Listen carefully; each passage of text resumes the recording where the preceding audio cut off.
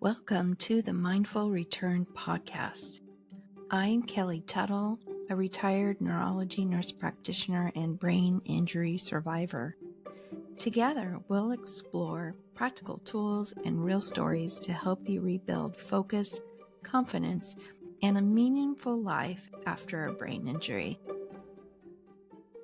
Hey, welcome back to the Mindful Return. I'm glad you're here today.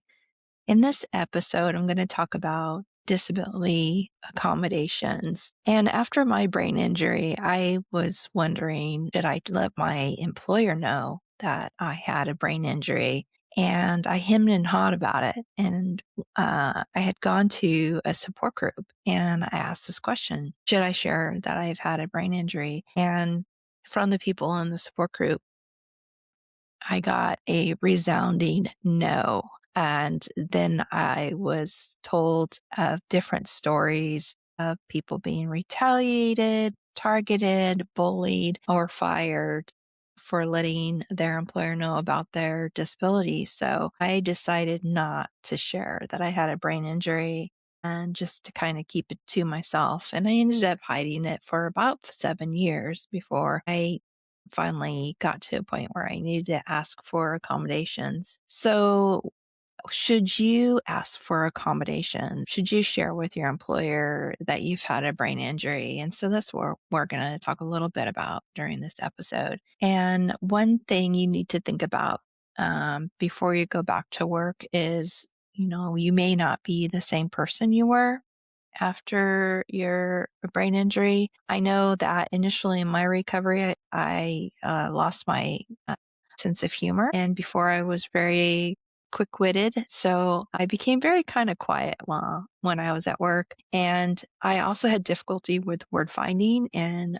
it just was better and articulating my words. So it was just kind of better to listen to everyone and not talk as much. So I don't know if anybody noticed I was more quiet, but that's kind of the coping tools that I used when I went back to work. Thank goodness my humor and my understanding of humor came back after a while. And then when you're planning on going back to work, think about your duties that you're expected to complete. And with that, thinking about strategies to help support your brain's performance while at work. And think about the environment that you work in.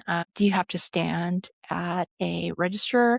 How is that going to impact your energy levels? Do you work in an open workspace? There are a lot of sound, movement, distractions going around you while you're trying to focus and do your work. This is when it becomes important to know what aggravates your brain injury symptoms and drains your brain energy. For example, fluorescent lights. If you have light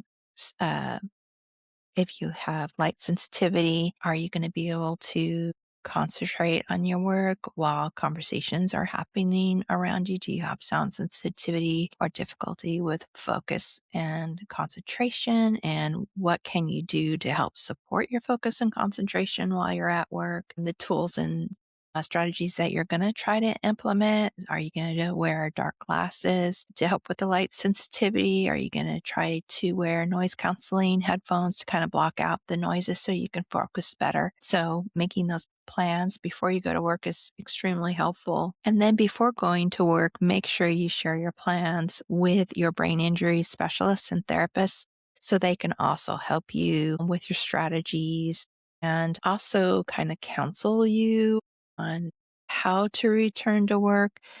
But it's also really important to know for yourself what your return's going to look like. Are you going to go back just a couple hours a day, a couple days a week, and slowly increase over time back to your full-time hours? I have talked to some brain injury survivors who were told it would be better if they took off an entire year from work before going back there to get their brain to heal and get new connections developed.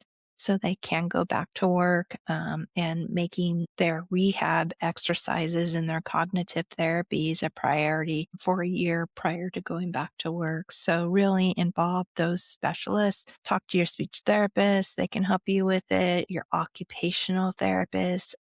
If you can get a referral to a vocational rehabilitation specialist that can help you with those questions and decision making too. Now, making the decision to ask for work accommodations, if you're like me, the nice thing about having a invisible disability is that you have the choice to share that with your employer.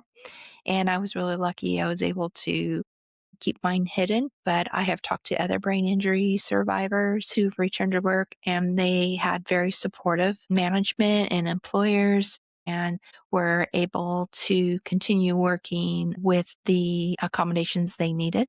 So you have to really think, like, is my work environment supportive? Are my colleagues and the management supportive? And how long have I worked there? If I've been there years, the longer you're there, the more likely you would think that an employer would be to support you getting through your recovery. And then, do you trust the people that you work with? Will they be supportive? Or will they turn on you and use your accommodations as a way to be microaggressive or to put doubt in your employer regarding your ability to continue to do your job? So you really have to kind of think and make the best decision for yourself if you're going to go forward with asking for accommodations. So when making that decision, it might be best to just write down the cons and pros of asking for the accommodations. And once you've done that, you'll have a better picture of if you want to go forward in doing that. I did that. When I made my decision, I wrote the cons and the pros and what I'd hoped to get out of asking for the accommodations or announcing that I had a disability. And at the time, there was too many negative factors. So before asking for your accommodations and sharing your disability with your employer, you need to think about what is your goal and what is the benefit if you do share, or what's the benefit if you don't share. Because what I found for me and my brain injury symptoms was I could employ a lot of the strategies, like wear the noise canceling headphones, because I needed to concentrate, and cut some of the distracting conversations down. And that at my work, I was lucky, considered a reasonable thing for anybody to do who's working in a open workspace. And then if I had the dark glasses on, I would just say I was having headaches. And that's how I was able to implement that without really formally going through asking for the accommodation. So some of these strategies are accommodation ideas that you might be able just to implement independently without having to go through the formal process of the accommodations. Now, I've also heard that some employers don't allow their employees to wear noise canceling headphones. So it really just depends on where you work and your employer. It's also good to know your workers' rights and to be familiar with the American Disabilities Act. If you work at a place that has 15 more employees, then you're protected by the ADA. But check with your disability rights organizations in your state, because those numbers can vary. For instance, it's, I think, 10 people in the state that I live. And then check your human resource policies. Work on becoming familiar with your human resource policies. If you work with a large corporation, they usually will have policies on medical leave, management of absences, and asking for job accommodations. So become familiar with those policies before you approach your employer about accommodations. Make sure you know the ins and outs before you engage in a conversation about accommodations with your employer. If you're a union employee, tap into your labor rep for information and to support you in any conversations or interactions when going through the request for accommodations. It's kind of nice to have someone backing you up and a second person hearing what's going on in those. So the steps to take when asking for accommodations is to make sure you put everything in writing. And so use your work email to send your request, and make sure you include in your email your direct manager and the manager above them, and an HR person, the HR specialist. And if you're in a union, include your labor rep. Make sure to print all your emails and save them if you need them in the future for additional meetings and discussions, and if your accommodations get refused. If you want to forward your work emails regarding your accommodations to a private email, make sure it is an email that you do not mind possibly being subpoenaed for a legal reasons. I would recommend making a separate email for your workplace emails, separated from your personal emails. And then throughout the process, make sure that you keep your union rep up to date on all communications regarding the accommodations, decisions to return back to work, emails about missed work or job performance issues, and how the process of the accommodations is going forward. When asking for disability accommodations, you don't have to share your diagnosis, but be prepared to share a list of symptoms. So you don't have to tell them that you need the accommodations because I have a brain injury. You can explain that you need the accommodations because you have difficulty of focus and concentration, you have light sensitivity or sound sensitivity. So just have those list of symptoms ready to explain why you want to have the accommodations. But you can keep the diagnosis of a brain injury to yourself. Before asking for accommodations, see your brain injury specialist or your general practitioner to get a note for requesting the accommodations. And also be prepared to have to provide additional information along with your doctor's notes. Sometimes the human resource department will give you a questionnaire for your doctor to fill out. And so when you start that conversation with your doctors, ask if there are ways that you can communicate and get additional information or documents signed without having to come into the office through telephone or email. That way you don't have to miss additional time away from work. I recommend going to Job Accommodations Network.org or askjan.org to see what reasonable accommodations you can ask for. This is a industry-wide human resource type website, and it's really cool. You can go onto the website. You can go up to in their tabs, they have disabilities A through Z. You can click on that, and then it'll give you disabilities that you can select from, whether it's multiple sclerosis, Parkinson's, or brain injury. You can click the brain injury one, and then it'll give you a list of accommodations that you can ask for to help support, whether it's, that you're dizzy or if you have symptoms of cognitive challenges. They'll have accommodation ideas that you can discuss with your brain injury specialist and have them write the accommodations like the website and the accommodations recommendations, because they're known to be reasonable accommodations, and they'll help guide you in how to best ask for accommodations, because you can't ask to cut back like your work or your responsibilities, but you can ask for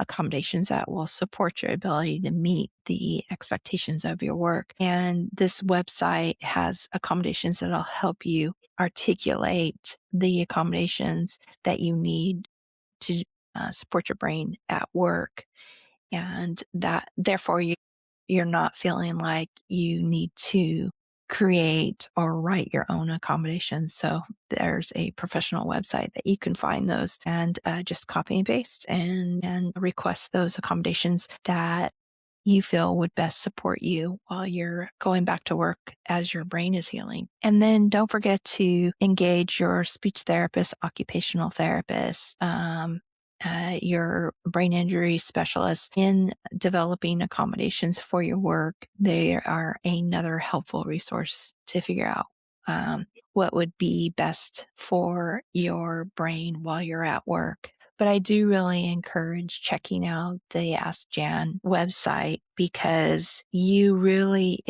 know what you need to support your brain, and not necessarily others are going to understand what it's going to take to get you through a work day. Even though it's exhausting and it's the last thing you want to do is go on a computer and look up information about accommodations, but you really do have to take control of that decision making, because like I said, you're the only one who understands what you're going through and what it takes and to get through the day. I also recommend consulting with an employment lawyer because they can help you with any questions regarding disabilities and accommodations and your rights as an employee. And a lot of them will answer your questions for free. So don't be afraid to talk to a disability employment lawyer or an employment lawyer. Just make sure that when you do consult with an employment lawyer that they